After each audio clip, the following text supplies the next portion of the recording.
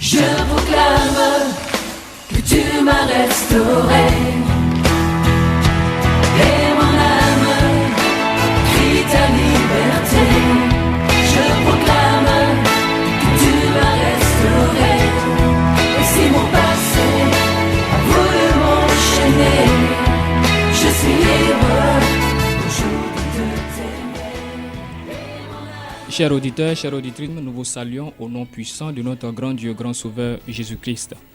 Chers disciples du Seigneur Jésus-Christ, quel que soit le lieu où vous êtes, vous qui écoutez l'émission L'heure de rencontre du Seigneur Jésus-Christ, que le Seigneur vous ouvre les yeux et l'oreille afin de comprendre l'enseignement qui depuis un certain moment le Seigneur nous a confié afin de vous amener à sortir de Babylone. Babylone la grande. Chers disciples du Seigneur Jésus-Christ, aujourd'hui nous sommes à la partie 7 du thème que le Seigneur Jésus-Christ nous a confié depuis un certain moment. Le thème c'est le retour à la parole de Dieu. Le retour à la parole de Dieu.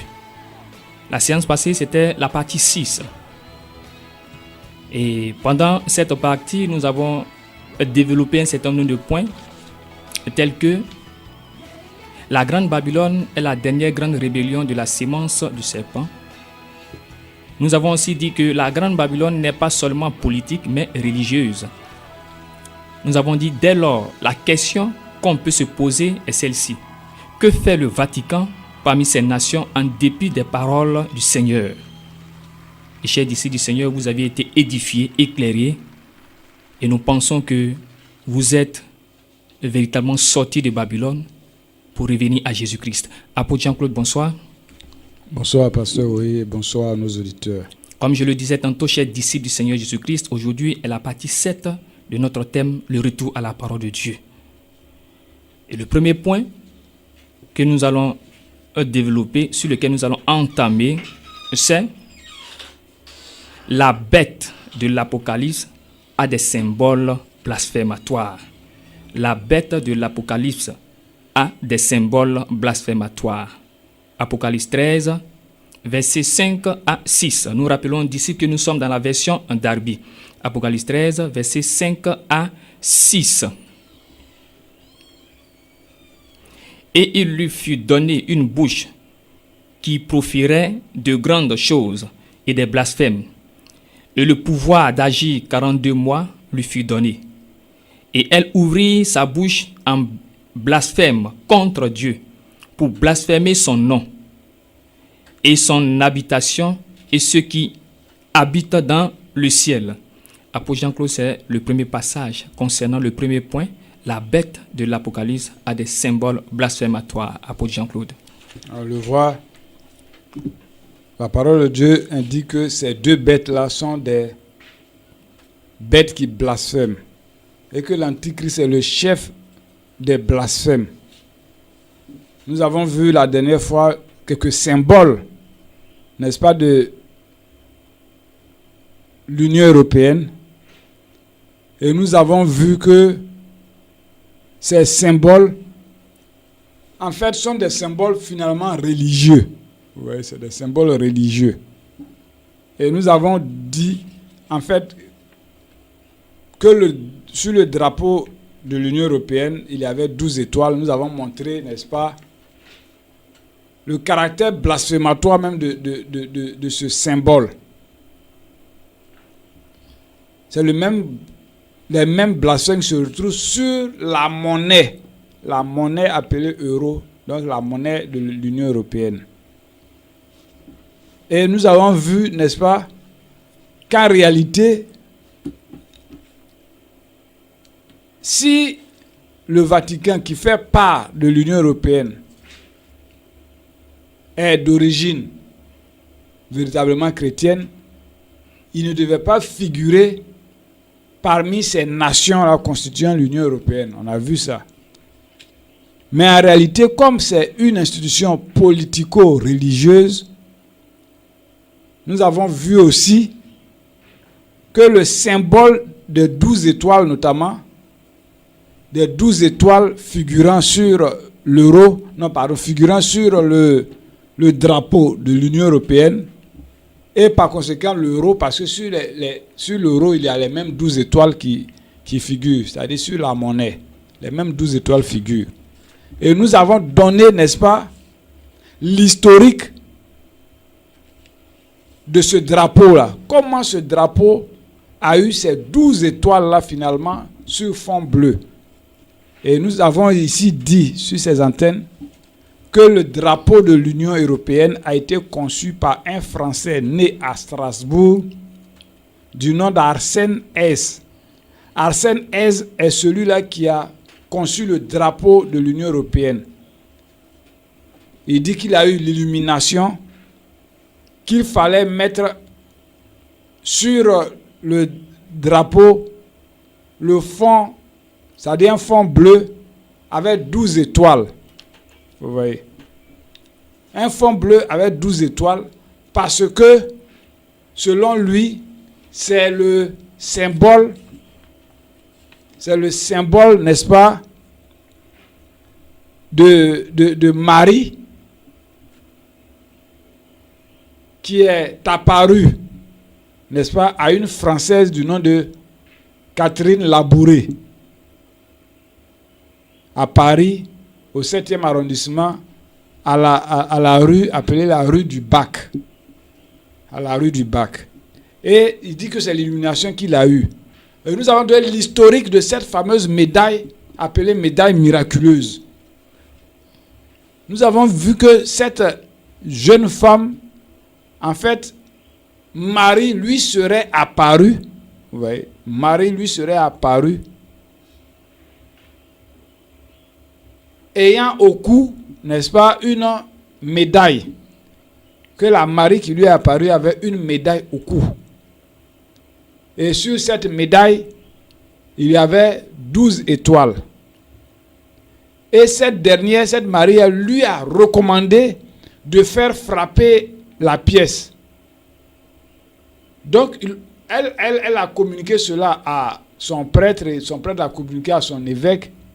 Et ils ont décidé donc de légaliser cela comme un miracle. C'est rentré dans les annales donc, de l'histoire catholique comme étant un miracle. Et elles ont, disons, elle et son ordre, n'est-ce pas, elle et son ordre, ils ont frappé la monnaie. En fait, la monnaie a été frappée de telle sorte que, selon ce que Marie aurait dit à cette Catherine Labouré, tous ceux-là, n'est-ce pas, qui vont avoir cette pièce miraculeuse, obtiendront, n'est-ce pas, miséricorde et grâce. Bon, ils disent grâce. Vous voyez. Et la médaille a été donc frappée. La médaille a été frappée. Et durant l'apparition, l'être qui est apparu à Catherine Labouré a dit « Je suis l'Immaculée Conception ». C'est ce que l'être en question a dit, « Je suis l'Immaculée Conception ». Donc elle a raconté sa vision. La vision est allée jusqu'à Rome. La vision est entre-temps allée jusqu'à Rome. Et eux, ils ont authentifié la vision. Vous voyez. Donc ils l'ont rendu officiel, ils l'ont officialisé. Vous voyez. Cette pièce miraculeuse, c'est-à-dire ces symboles qui se retrouvent finalement sur le drapeau de l'Union européenne. Et nous avons vu comment est-ce que, en fait, l'Église catholique était dans une débandade. L'Église catholique était chaos pratiquement à la suite de la réforme envoyée par Luther, à la suite de la réforme méthodiste envoyée par Wesley, et enfin à la suite de la Révolution française. Les églises catholiques ont commencé à être détruites dans le monde entier. Ont été détruites, les prêtres ont commencé à être pendus, guillotinés, exilés même. Et y compris le pape lui-même de l'époque, Pie IX, a été lui aussi exilé. Était exilé parce que le peuple ne voulait même plus le voir là-bas, était exilé.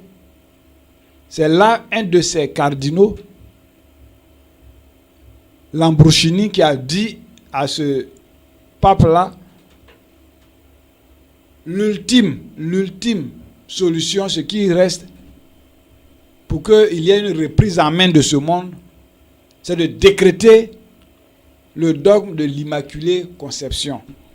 Et c'est en cela maintenant, Pie IX a décrété le dogme. Mais avant qu'il décrète, puisqu'il était en exil, c'était une humiliation, il a demandé à tous les catholiques du monde entier de prier Marie, parce qu'en temps le culte marial commençait à se développer avec cette apparition à Catherine Labouré.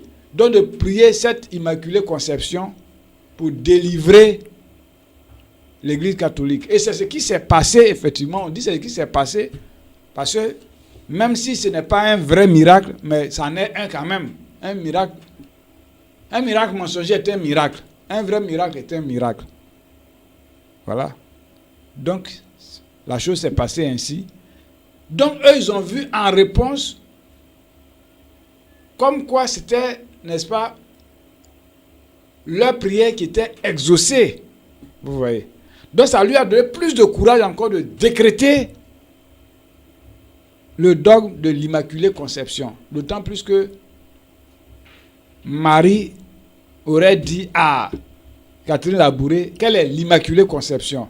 Donc maintenant, ils ont commencé à faire circuler, n'est-ce pas, le message selon lequel quiconque prie l'Immaculée Conception, puisque c'est ce qui est écrit même sur la pièce aussi. C'est ce qui est écrit sur la pièce. Quiconque l'invoque par l'Immaculée Conception, disons selon ce dogme-là, reçoit les grâces. Pourquoi? Parce que quand Catherine Labouré a eu la vision, vous remarquez que c'est cette vision, telle qu'elle a décrit la vision, c'est de cette manière l'Église catholique représente officiellement Marie. Puisqu'elle a vu la personne qui lui est apparue avec une couronne sur la tête, les pieds posés sur un globe terrestre. Vous voyez? Et entre ses mains, il y avait un petit globe aussi. Vous voyez? Entre ses mains, il y avait un petit globe. Et maintenant, de ses doigts sortaient des éclairs.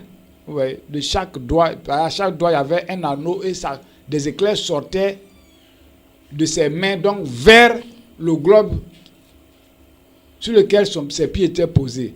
Et n'oublions pas aussi que sur le globe, il y avait un serpent de couleur verte.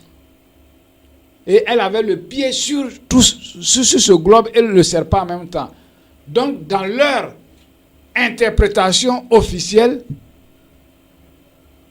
tous les papes depuis lors ont identifié ça, y compris Jean-Paul II, que c'est le signe d'Apocalypse 12.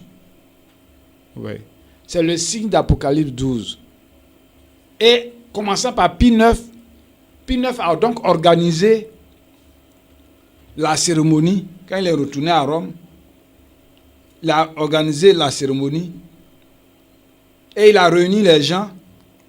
Et le 8 décembre 1854, Pie IX a défini donc ce dogme-là de l'Immaculée Conception qui dit que Marie a été conçue sans péché et en tant que telle, c'est-à-dire la puissance du péché originel n'a aucun pouvoir sur elle. Vous voyez? Ils vont essayer de nuancer un peu, bon ça c'est la séduction, pour dire que malgré cela, elle a droit aussi à l'œuvre de rédemption apportée par Jésus-Christ. Ça ne pouvait pas être le contraire, puisque on sait qu'à la salle haute, elle était là avec les disciples assemblés pour attendre le Saint-Esprit. Effectivement. Voilà. Donc ils ont défini leur dogme comme cela. Oui. Mais que la nature pécheresse de l'origine ne se trouve pas en elle. Et il a défini le dogme comme cela. Le 8 décembre 1854. Le 8 décembre 1854 donc, a été le jour de l'Immaculée Conception. Sur le calendrier grégorien, notamment le calendrier des saints catholiques. Vous voyez que les calendriers grégoriens portent, n'est-ce pas, des noms là, des prénoms, disons, des prénoms. Et ces prénoms-là ont un sens. Nous sommes toujours dans les symboles. Pour montrer, en fait, d'où vient cette rébellion, en fait. D'où vient cette rébellion? Vous voyez? Donc, il a élaboré cela en présence de 200 évêques. Et qu'est-ce qu'il a fait? Devant eux, la statue de Marie qui était là, il a pris, n'est-ce pas, une couronne toute blanche, c'est-à-dire immaculée, et il a déposé sur la tête de la statue de Marie. Or, à côté, il y avait une autre statue, la statue de Jésus. Or, en mettant la couronne, il avait déjà, en un mot, déchu celui-là qui est le maître de l'univers, c'est-à-dire Jésus. Puisque avant ce jour-là, eux, ils avaient décrété que Christ est le roi de l'univers. Oui, Christ est le roi de l'univers. Mais en mettant la couronne sur la statue de Marie, la statue de Marie, il voulait dire par là, même si ça n'a pas été dit de manière implicite, c'est-à-dire qu'ils n'ont pas exprimé ça, mais de manière symbolique, ça veut dire que elle prend possession du monde. Du monde. Oui. Elle prend possession du monde. Et pour pouvoir faire passer ce message, quelques années après, le même Pie IX a défini le dogme de l'infaillibilité pontificale, pour dire que le pape, en prenant la décision, ne peut pas se tromper. Il se compare à Dieu. Voilà. Vous voyez déjà comment il fait. Et c'est comme ça la chose a pris corps jusqu'à aujourd'hui. Et maintenant, en 1950, le pape Pie XII qui vient après, il est venu entre-temps, lui, il va décréter maintenant que Marie est montée au ciel. C'est cela l'Assomption. Oui. En décrétant l'Assomption, pour quelqu'un qui dit qu'il ne se trompe pas, ça veut dire quoi? Elle est montée en gloire au ciel. Donc ça veut dire quoi? Elle est devenue la reine du ciel aussi. Donc la reine de l'univers. La reine de l'univers. Vous voyez? C'est cela. Pour que les gens soient éclairés, nous sommes revenus là-dessus. Pour montrer les symboles. Donc voilà que l'Union européenne récupère ce symbole-là. Si l'Union européenne récupère ce symbole, quand on sait que l'Église catholique est appelée universelle, c'est-à-dire prenant de tout ce qui vient du monde entier, il faut voir dans quel contexte les Européens ont compris aussi ce drapeau. Puisque l'Empire romain avait pour une des divinités Vénus. Vénus était une vierge dont l'un des titres était la reine du ciel. Or, Vénus ramène aussi à Ishtar. Ishtar aussi était une vierge, n'est-ce pas, qui était décrétée la reine du ciel. Donc, voyez à quoi les choses renvoient.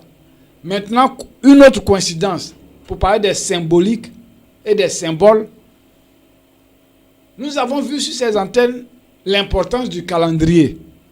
Nos auditeurs qui nous ont écoutés en son temps, depuis le début, peuvent se rappeler de ce que nous sommes en train de dire. Nous avons dit que le calendrier est fait pour un programme. Le calendrier qui vient de Dieu ou des hommes, c'est fait pour un programme. Dès l'instant où le calendrier de Dieu a été changé en calendrier grégorien, c'est pour un programme. Donc, voyez que la constitution même de l'Union européenne, le jour où l'Union européenne a été constituée, le traité de Rome, on a vu l'autre fois les 6 pays qui ont n'est-ce pas, signé le traité de Rome. Ils l'ont fait le 25 mars. Le 25 mars 1957. Alléluia. Amen. Or, le 25 mars dans le calendrier grégorien, ça envoie à quoi? La fête de l'Annonciation. L'Annonciation, c'est lorsque l'ange Gabriel est venu dire à Marie qu'elle porterait le Sauveur. Vous voyez, c'est le 25 mars. Ça, c'est la version de l'Église catholique. Le traité a été signé le 25 mars. Mais le 25 mars, pour la version de l'Église catholique, on leur demande, ils vont dire que bon, c'est le jour de l'Annonciation. Vous voyez. Maintenant, les païens, eux, ils voyaient cela comment? Parce qu'à Rome, on l'a vu, sur notre étude, dans notre étude sur la Pâque, on a vu le culte de Vénus qui avait lieu à Rome sous forme de culte de Cybèle. C'était lors de l'équinoxe du printemps. Vous voyez. On a dit que les gens fêtaient 4 jours et que le 4e et dernier jour, c'était le 25 mars. Vous voyez. Donc, regardez encore, on pourrait dire la coïncidence, la bienheureuse coïncidence. Vous voyez. Donc, ça veut dire que ça dit toutes ces choses-là obéissent à un programme. Ça obéit à un programme bien établi. Et comme c'est spirituel, au moment opportun, il faut que ça se manifeste. C'est un programme bien défini. On a vu encore un autre symbole, le jour de la fête de Sainte-Lucie, où le drapeau a été publié de manière publique, tout le monde a su, ça a été présenté publiquement. Ce jour-là, on l'a dit, le 13 décembre, c'est le jour de la fête de Sainte-Lucie. Ce matin même, j'ai regardé sur le calendrier, j'ai vu Lucie, le 13. Vous voyez, 13 décembre. On l'a vu, c'est une parodie, un blasphème concernant le passage d'Ésaïe, chapitre 9. Le peuple qui marchait dans les ténèbres a vu une grande lumière. Vous voyez. A vu une grande lumière. Le peuple qui marchait dans les ténèbres a vu une grande lumière. On le voit, cette lumière-là, quand ça a eu lieu de manière publique pour le drapeau, le 13, jour de fête de Sainte-Lucie. Or, Sainte-Lucie, au Moyen-Âge, Sainte-Lucie, sa fête-là n'était pas le 13 décembre, mais c'était le 25 décembre, parce que elle est représentée, n'est-ce pas, par une femme qui porte comme couronne des bougies allumées sur sa tête. Vous voyez. Donc ça considère avec la fête de la lumière qu'est Noël. Ça considère. Donc voilà Sainte Lucie ici démasquée. Or cette lumière, quand on traduit, n'est-ce pas, cette couronne lumineuse, ça n'a rien de différent avec ce qui est sur le drapeau. Effectivement. Puisque le drapeau est bleu et les étoiles qui y sont jaunes. Le jaune, c'est l'or. Vous voyez. C'est lumineux. Le jaune, on sait, c'est lumineux. Vous voyez. C'est cela. Ça, c'est un autre symbole qui est là. On va voir tout à l'heure si ce n'est pas Satan qui est derrière et comment ils ont fait aussi pour cacher au monde entier, n'est-ce pas, certaines vérités de la parole de Dieu. Au point de faire passer Satan aujourd'hui pour celui-là qui est le porteur de lumière. Nous allons voir si effectivement c'est lui qui est le porteur de lumière. Donc vous voyez déjà les symboles, comment nous sommes en train d'entrer dans les symboles. Et c'est ce sont ces étoiles-là qui figurent donc, n'est-ce pas, sur la monnaie, et sur le drapeau, et sur la monnaie. Oui. On a vu la dernière fois que les étoiles sont renversées. Oui. Les étoiles à 5 branches. Les étoiles à 5 branches renversées. 5 branches ou 5 pointes renversées. On a défini ici, conformément à la parole de Dieu, dans le livre de Actes, au chapitre 1, comment est-ce que la chute de Judas est en réalité, n'est-ce pas, la répétition de la chute de Satan. comment Satan, le diable a été précipité du ciel, il est tombé la tête en avant. Oui. La tête en avant. Et cette étoile, on peut aller beaucoup plus en profondeur. Qu'est-ce que ça représente? Oui. Dans le symbolisme, on sait que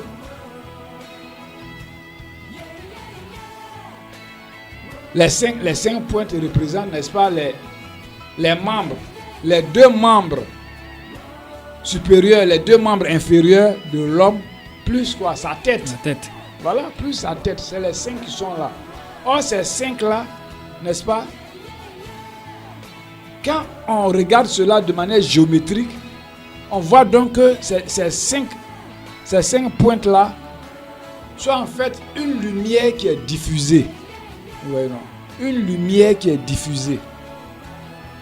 Mais on l'a vu, ce n'est pas la lumière de Dieu. Ce n'est pas la lumière de Dieu. Parce que le diable a essayé de cacher au monde que lui-même là, où il est, il n'est plus lumière, mais il est ténèbres. Ouais. Il a essayé de cacher ça au monde. Donc, voilà les symboles qui sont là en train d'être démasqués pour que l'auditeur puisse comprendre que c'est véritablement une grande rébellion à laquelle on assiste. C'est une apostasie, c'est une grande rébellion, ce qui se passe aujourd'hui. Ce n'est pas étonnant que aujourd'hui le monde entier, n'est-ce pas, est parti de ce principe. Comme Satan savait qu'il allait mettre en pratique tous ces symboles-là, il allait rendre cela visible. Vous voyez, depuis que l'euro est entré dans le monde, en 99, l'euro est entré dans le monde, on voit depuis lors que toutes les monnaies dans le monde ont été uniformisées.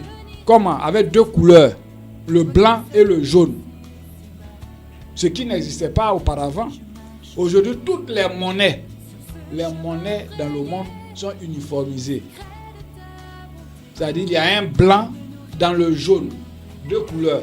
Mais ce n'est pas étonnant. Pourquoi? Parce que dans les armoiries, c'est-à-dire les emblèmes du Vatican, on sait qu'il y a les deux clés qui s'appellent les clés de pierre.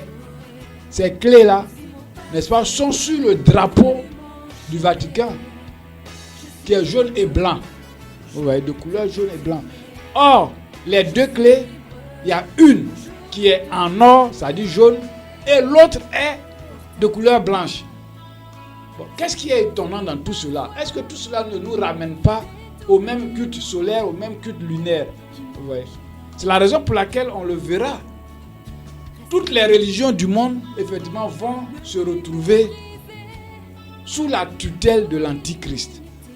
Sous la tutelle de l'Antichrist. Donc, il est opportun que nous fassions attention. Il y a plusieurs symboles. Plusieurs autres symboles. On ne va pas, n'est-ce pas, entrer encore, continuer d'y entrer, pour ne pas prendre du temps. Parce que nous savons que nos auditeurs veulent apprendre beaucoup de choses. Ouais. On ne veut pas sur le même sujet s'attarder. On reviendra au fur et à mesure là-dessus, sur les différents symboles et sur tout ce que nous n'avons pas assez développé. C'est vraiment important. Je pense que c'est ceux qui ont de la sagesse qui comprendront ce que nous sommes en train de dire. Le point suivant, chers disciples du Seigneur Jésus-Christ, c'est le drapeau et la monnaie de l'Union européenne marquent le début de la grande apostasie. Le drapeau et la monnaie de l'Union européenne marquent le début de la grande apostasie. 2 Thessaloniciens 2, versets 3 à 8. Que personne ne vous séduise en aucune manière, car à ce jour-là ne viendra pas que l'apostasie ne soit arrivée auparavant et que l'homme de péché n'ait été révélé, le fils de perdition, qui s'oppose et s'élève contre tout ce qui est appelé Dieu ou qui est un objet de vénération, en sorte que lui-même s'assiera au temple de Dieu, se présentant lui-même comme étant Dieu. Ne vous souvenez-vous pas que, quand j'étais encore auprès de vous, je vous disais ces choses? Et maintenant, vous savez ce qui retient pour qu'il soit révélé en son propre temps, car le mystère d'iniquité opère déjà. Seulement, celui qui retient maintenant le fera jusqu'à ce qu'il soit loin. Et alors sera révélé l'inique que le Seigneur Jésus consumera par le souffle de sa bouche et qu'il anéantira par l'apparition de sa venue, duquel la venue est selon l'opération de Satan. Apôtre Jean-Claude.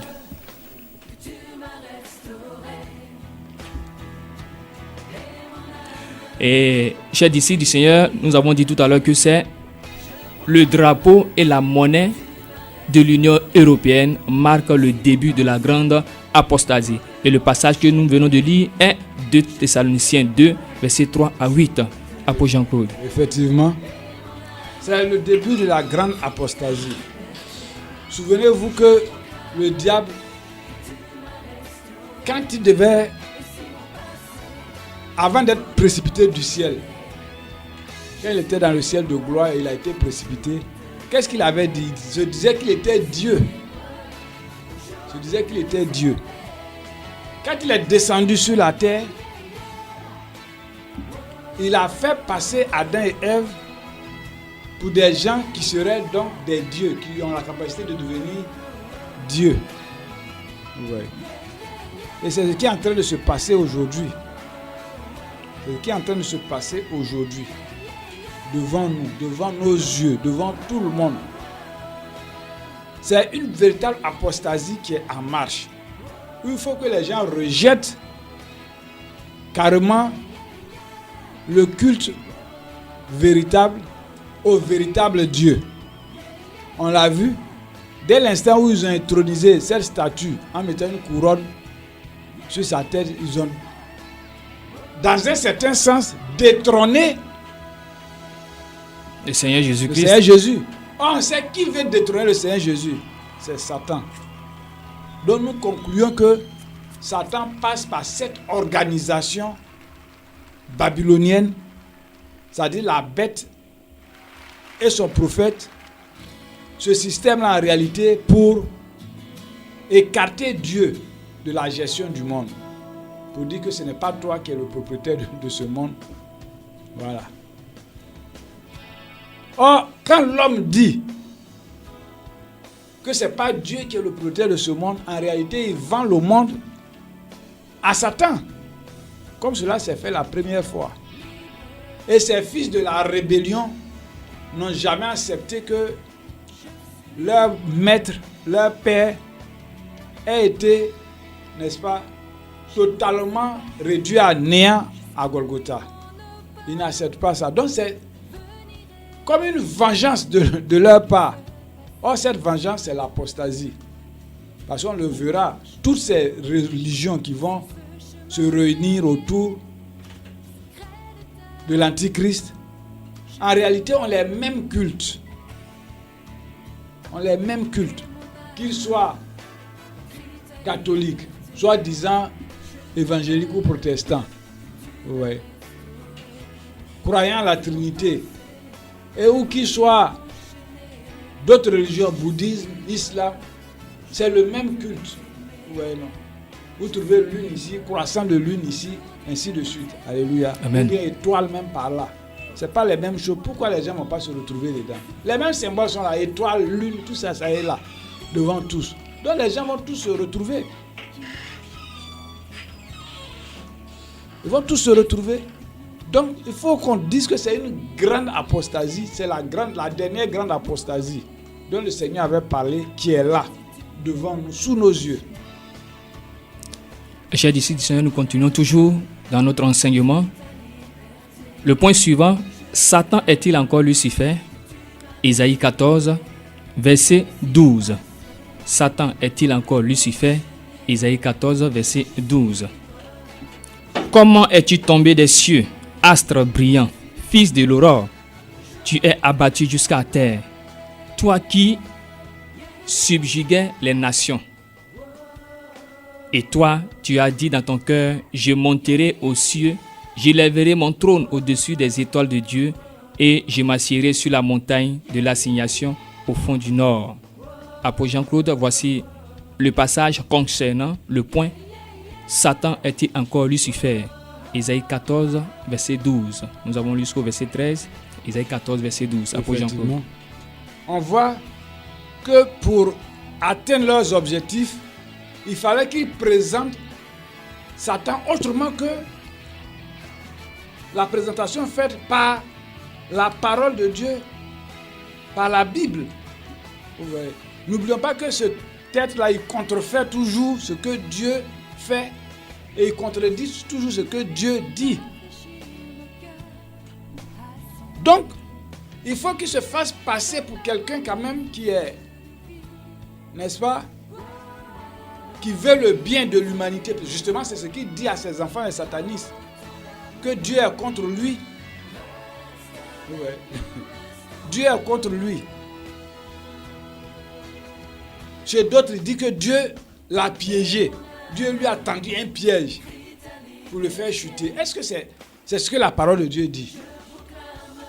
C'est quand il veut se rebeller contre Dieu, Dieu tend un piège à son système, comme Babylone. Dieu dit à Babylone, je t'ai tendu un piège et tu es tombé dans le piège. Mais quel piège Dieu a tendu à Satan au commencement? Il n'a pas été discipliné, obéissant, c'est tout. Il a été désobéissant dès le début. C'est cela. Donc il faut essayer de montrer une autre facette. Or, on le sait chez les satanistes, notamment dans la franc-maçonnerie, on sait que Satan est décrit comme étant le porteur de la lumière. C'est pour ça que dans un de leurs symboles, il y a l'échelle. Vous voyez? L'échelle qui va jusqu'aux cieux. Parce qu'eux, ils croient aussi à la tour de Babel. Donc, l'échelle qui va jusqu'aux cieux. C'est un de leurs symboles. Mais au-dessus de cette échelle, il y a quoi? Une étoile. Or, en réalité, veut dire quoi? C'est l'échelle qu'il faut prendre pour arriver à cette étoile-là qui éclaire. Or, eux, ils disent quoi? Ils disent que Satan est en réalité celui qui a apporté la lumière à l'homme. Pourquoi? En révélant à Adam et Ève comment, n'est-ce pas, il faut procéder pour avoir des enfants. Voilà ce que eux ils disent. Donc ça veut dire quoi? Ils font le culte de Satan. Ceux qui ont commencé à appeler Satan le porteur de lumière, c'est-à-dire Lucifer. Maintenant, quand il s'est agi de traduire la Bible, nous savons que tous les documents historiques se trouvent au Vatican, puisque c'était la religion de l'Empire romain. Or, c'est sous l'Empire, tous les manuscrits, n'est-ce pas, ont été, pour la plupart, découverts. Ceux qui étaient cachés en quelque lieu que ce soit, ils ont été découverts et par le moyen, par le biais des États, tout s'est retrouvé au Vatican. Donc la première traduction, on appelle ça la Vulgate. Oui. La Vulgate, dans la Vulgate, ces gens sont traduits directement l'hébreu en latin. Oui, l'hébreu en latin. Maintenant, quand ils ont découvert, quand il y a eu la découverte de la Bible en grec, appelée la Septante, oui, les Français, eux, ils ont traduit du grec donc en français. Vous voyez. Tout à l'heure, j'étais en train de regarder encore, avant qu'on vienne, les étymologies. Et effectivement, j'ai vu que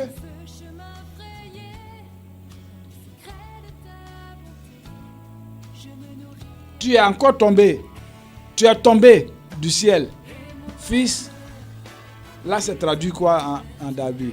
David dit, comment es-tu tombé des cieux, astre brillant, fils de l'aurore? Astre brillant, fils de l'aurore.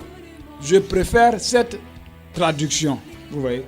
Mais dans la Vulgate, quand ils ont traduit de l'hébreu en latin, en réalité, on le sait, quand on dit Ben, Ben, c'est fils en hébreu. Ben. Vous voyez, non? Tu es donc tombé, fils de l'aurore. En hébreu, c'est fils de l'aube. Fils de l'aube. Ouais. Fils de l'aube. Fils de l'aube, en hébreu, c'est Ben Shakar.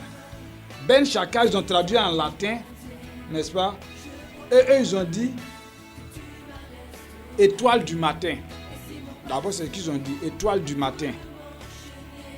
En disant étoile du matin, ça va envoyer quoi? Par contraction, le nom Lucifer.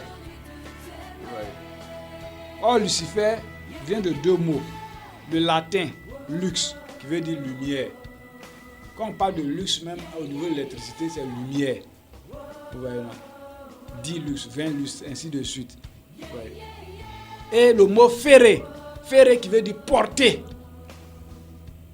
Porter. Mais dans quel contexte? On a vu tout à l'heure que la fête de Sainte Lucie, n'est-ce pas? Une antique fête de Vénus. Elle avait à sa tête. Cette personne avait sur sa tête quoi? Des bougies. Une couronne de bougies allumées. Donc ça faisait quoi? Elle était une porteuse de lumière. C'est la raison pour laquelle ils ont traduit le tout par Lucifer. Ouais. Or, on le sait, la parole de Dieu nous dit clairement que Satan, depuis sa chute, il se déguise en ange de lumière. Mais il n'est pas ange de lumière. Il n'est pas ange de lumière.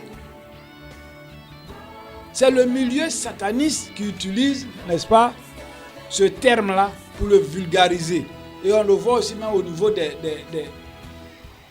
des enfants de Dieu. Par ignorance, ils osent appeler ce titre-là encore Lucifer. Il ne l'est plus. Il était avant. Mais depuis sa chute, il n'est plus Lucifer. Si on lit Ézéchiel chapitre 28, tout le chapitre, on verra tout à l'heure que il ne l'est plus. C'est vrai, il était au milieu des pierres étincelantes, comme Dieu l'a dit. Mais il a été jeté, la parole de Dieu dit qu'il a été jeté où ça? Dans les ténèbres. Il a été jeté dans les ténèbres. Étourdi même, parce que quelqu'un qui tombe la tête en avant, il perd le réseau, comme on le dit. Ouais. C'est cela. Donc dans leur langage, de vouloir... En fait, quand il l'appelle Lucifer, c'est une rébellion. Vous voyez, non? Pour dire que c'est ce que Dieu dit, c'est parce qu'il est jaloux. Et il le dit, c'est parce qu'il est jaloux. Parce que Satan leur dit que Dieu est jaloux de lui. Vous voyez? Dieu ne peut pas être jaloux de lui. Dieu n'est pas jaloux de lui. Il a péché, il a reçu la juste rétribution. Car Dieu rétribue les gens selon leurs œuvres. Vous voyez? C'est cela. Il est Satan, le diable, le dragon, mais il n'est pas Lucifer, porteur de lumière. Dès l'instant où il a dit à ces gens-là, le jour de la Sainte Lucie, voilà le drapeau, pour dire quoi? Il a apporté une lumière à ceux qui étaient dans les ténèbres, à ceux qui étaient dans les ténèbres, c'est-à-dire tous ceux qui étaient du côté de l'Empire romain. L'Empire romain qui a été précipité dans les ténèbres, donc il leur apporte la lumière. Donc en réalité, cette personne qui porte une couronne sur la tête, en réalité n'est pas Marie, mère de Jésus qui est décrite dans la parole de Dieu. Mais c'est le déguisement de celui-là qui est appelé le dragon, le diable, Satan. Il est connu sous ces noms-là. Mais les satanistes, ils disent toujours Lucifer, Lucifer, Lucifer. Vous voyez, les gens vont méditer, chercher à comprendre par la parole de Dieu. Donc il faut essayer de les distraire. Il faut essayer de les distraire. Donc voilà un point qu'il fallait éclairer. Satan n'est plus aujourd'hui Lucifer, porteur de lumière. Il n'est pas porteur de lumière. Quand ils disent porteur de lumière, c'est un langage codé pour dire que c'est lui qui a envoyé la lumière au monde, qui a montré aux hommes le secret en les faisant tomber. C'est ce qu'ils veulent dire. C'est ce qu'ils veulent dire. C'est pour cela, eux, dans tout leur culte, que ce soit maçonnique ou babylonien, vous voyez que c'est des symboles. Et c'est des symboles, c'est des codes. Donc c'est des choses cachées. Vous voyez, non, c'est des choses qui sont cachées. Quand ces gens, ça, par exemple, parlent de baptême, ne voyez pas le baptême comme nous on le voit. Hein? Si tu parles de Melchisedec, ne voyez pas comme nous on le voit. Melchisedec, pour eux, c'est quelqu'un qui a été initié, n'est-ce pas, qui apporte le pain et le vin à Dieu. Puisque quand il parle de Dieu, c'est pas celui que nous le connaissons. Dieu que nous connaissons, c'est-à-dire Jésus-Christ, c'est pas lui. Non, il apporte le pain, le vin, parce que la parole de Dieu dit quoi? La parole de Dieu dit que à la chute de Satan, à la chute de l'homme, le Seigneur a dit au serpent que désormais il mangerait quoi? Il va mordre la poussière. La poussière, vous voyez. Or, l'homme est fait de poussière. Vous voyez, non? Le vin représente le sang. Ça dit que les personnes qui sont gagnées, pour les envoyer aussi, n'est-ce pas, pour les consacrer aux malins, c'est de ceux-là ils parlent. Quand ils utilisent des thèmes comme ça, Melchisedec, celui qui ne croit pas, il dit, ah vraiment, il parle de notre Dieu. C'est pas de ça il parle. Il peut même dire que Melchisedec, c'était Dieu lui-même. Mais c'est dans un autre contexte, il dit cela. C'est une séduction. C'est une séduction. Donc il faut que cela soit clair. Il faut que cela soit clair.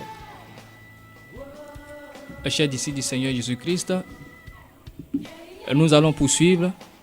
Le point suivant, la marque est le fait pour Satan de se proclamer Dieu de la terre. La marque est le fait pour Satan de se proclamer Dieu de la terre. Apocalypse 13, versets 11 à 18. Et j'ai vu une autre bête montant de la terre, et elle avait 2 cornes semblables à un agneau, et elle parlait comme un dragon. Et elle exerce tout le pouvoir de la première bête devant elle, et fait que la terre et ceux qui habitent sur elle rendent hommage à la première bête dont la plaie mortelle avait été guérie. Et elle fait de grands miracles, en sorte que même elle fait descendre le feu du ciel sur la terre devant les hommes.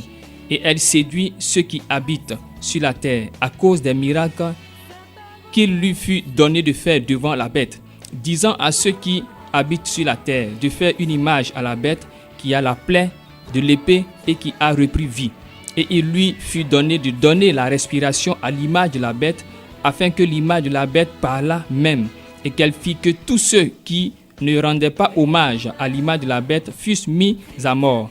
Et elle fait qu'à tous, petits et grands, et riches et pauvres, et libres et esclaves, on leur donne une marque sur leur main droite ou sur leur front, et que personne ne peut acheter ou vendre, sinon celui qui a la marque, le nom de la bête ou le nombre de son nom. Ici est la sagesse, que celui qui a de l'intelligence compte le nombre de la bête, car c'est un nombre d'hommes, et son nombre est 666. Apôtre Jean-Claude. Effectivement. Par là, il se fait passer pour celui-là qui est véritablement l'auteur de tout. C'est comme ça lui voit la chose. Et c'est comme ça les satanistes voient la chose aussi. Ouais. Donc ça veut dire qu'en réalité, c'est la semence du serpent. Parce que de manière volontaire, c'est pas que c'est, n'est-ce pas, dans l'ignorance. C'est de manière volontaire. De manière volontaire, eux, ils proclament cela par des signes et par des symboles. Ouais. Quand la monnaie européenne va atteindre, n'est-ce pas, cette valeur dont parle Dieu dans la parole de Dieu, on verra donc à ce moment que le monde entier va se soumettre. Mais c'est un processus. Quand ça va aboutir, ça veut dire que c'est lui qui est maintenant au top. Parce qu'il a possédé, n'est-ce pas, 2 personnes pour pouvoir accomplir ce qu'il a accompli. Comme lui il ne peut pas être omniprésent, omnipotent et omniscient en même temps. Donc il faut qu'il fasse ça. Lui aussi, n'est-ce pas, par ses symboles à lui. Par 2 personnes, il va réussir, n'est-ce pas, à faire un prêtre, un roi et un prophète. Ouais. Il va faire ça, il va faire cela. Mais on sait que quand la marque matérielle qui sera la monnaie européenne va atteindre son top, va prendre la plénitude de son sens, C'est le monde entier qui va se soumettre. Il n'y aura pas quelqu'un qui va dire qu'il ne se soumet pas. Vous voyez. Parce que déjà les consciences auront été préparées. Le monde entier, ne l'oublions pas, a dit le Seigneur Jésus que le monde entier est sous le pouvoir du malin. Et ça se voit partout. Seuls les aveugles ne voient pas. Ceux qui n'ont pas la sagesse, comme la parole de Dieu nous le dit, c'est eux qui ne voient pas. Quand on regarde l'organisation des Nations Unies, pourquoi est-ce que les Nations Unies ont été créées? C'est pour arriver, n'est-ce pas, à ce processus-là. C'est-à-dire Satan manifesté sur terre, régnant sur l'univers, en tout cas ce qu'on voit. Ouais. Même le drapeau de l'Organisation des Nations Unies, on voit que ce drapeau, il est aussi, n'est-ce pas, symbolique. Il est symbolique. Et peut-être nos auditeurs, certains auront un jour la grâce ou l'opportunité de visiter le siège des Nations Unies. Au siège des Nations Unies, il y a une salle qu'on appelle la salle de méditation. Dans la salle de méditation, c'est tout un symbolisme qui se trouve là-bas. Ouais. Avec une grande pierre de forme cubique, c'est-à-dire qui a la forme d'un cube. Et cette pierre-là est noire. Ce cube-là est noir. Mais quand vous lisez ce que les satanistes disent de cette pierre noire qui est à l'ONU, vous verrez que c'est terrible, c'est abominable. Vous voyez. Le langage est pour les initiés, ceux qui ont initiés. Parce qu'ils se disent quoi? La masse là est ignorante. Cette masse ignorante, il faut l'oppresser, l'opprimer, la réduire à néant. Donc c'est cela.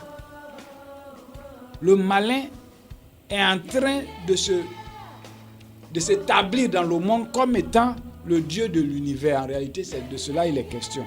Vous voyez, le Dieu de l'univers. Il va réussir son coup. Pourquoi? Il va réunir les religions en une seule. Il va réunir les religions en une seule. Pourquoi? Parce s'opposant à la parole de Dieu. Comme le dirait quelqu'un, une de ses lois, sa première loi, une des lois de sa religion, c'est la loi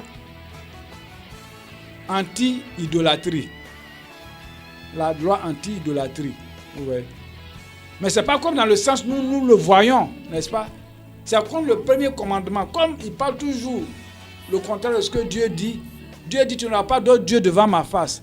Donc il faut s'insurger contre tous ceux-là qui croient que Dieu est un. Oui.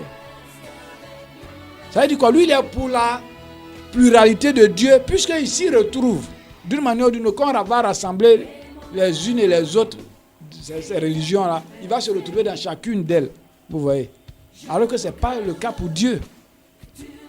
Donc, sa rébellion consistera à détruire tous ceux-là qui croient à un seul Dieu. À un seul Dieu. La divinité de Jésus-Christ. Voilà, qui croient que Dieu est un. C'est pour ça qu'il va s'attaquer. Il va essayer de s'attaquer, n'est-ce pas, aux disciples de Jésus. Et ensuite aux Juifs. Parce que même si les Juifs ne croient pas en Jésus-Christ, mais ils croient qu'il y a un seul Dieu. Donc c'est cela. Chers disciples du Seigneur Jésus-Christ, nous avons fini. Ce que nous vous demandons, c'est de sortir de Babylone. Et nous retrouvons la prochaine fois pour continuer l'enseignement. À la prochaine. Je proclame